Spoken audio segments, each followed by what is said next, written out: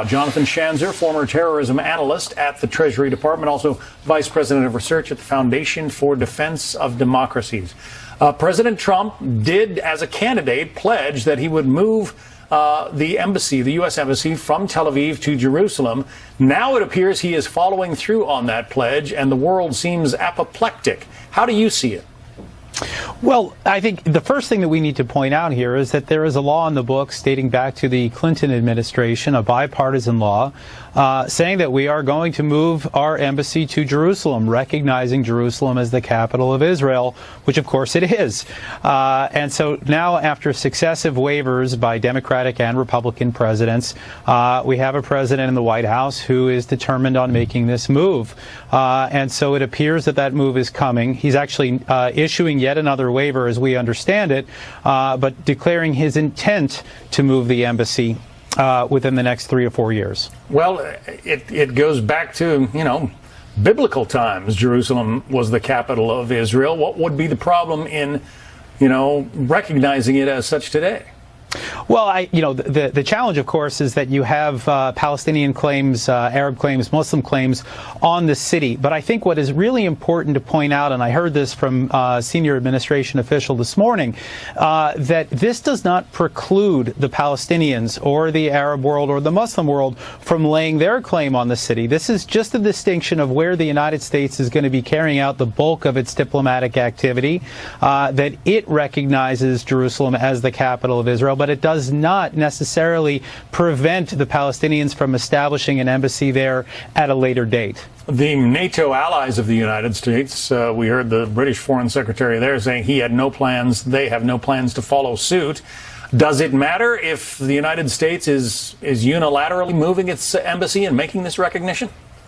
I don't think so. I think that, countries can do as they please. I think it's an important move by the United States to signal that we are willing to recognize Israel's capital as such, that we would encourage others to do so. But at the end of the day, foreign policy will rest with each of these countries, and they can determine on their own whether they make the move or not. I suspect that the bulk of these countries will keep their embassies in Tel Aviv until a two-state solution is found, but perhaps some of them might want to make the move now as they see the United States paving the way. At the same time, it's going to take 3 to 5 years. It would take 3 years just to build the security facilities that you need in an embassy these days.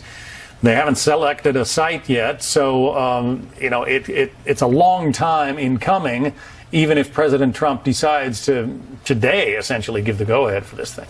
Well, as I understand it, they have been looking at real estate in Jerusalem, and this is not to say that they're going to change the sign on the consulate over there, but that they are looking at other buildings. The estimate that I got was 3 to 4 years. That's a conservative estimate for the changes that might need to take place, but they are consulting with diplomatic security. They are working with the Israelis to potentially identify that new location, and it will take some time, and hopefully what this will do is allow for cooler heads to prevail. Nothing will be changing on the ground today or tomorrow. We are just simply signaling our intent as a country to move our embassy there with no further changes other than the embassy itself. In the meantime, the Palestinians are unhappy and protesting and threatening violence even, and yet they receive nearly $500 million each year from the U.S. State Department. Well, and that's going to change because we've been taking a closer look at the way that the Palestinians have been spending their money, some of which has been spent on the salaries or the families of convicted terrorists. And so there is tension, undeniably, between the Palestinians and the United States government right now. Specifically, Congress has really been coming down hard on the Palestinians for this one practice. But again, I need to point out here that the move that is likely to be made today by the president does not challenge Palestinian claims on the city. It is just a recognition of Israel's claims, and that the Palestinians will have ample time to negotiate and potentially have their capital there at some point, perhaps years in the future, after a peace deal is signed. Jonathan Schanzer, Foundation for Defense of Democracies. Thank you. Thanks.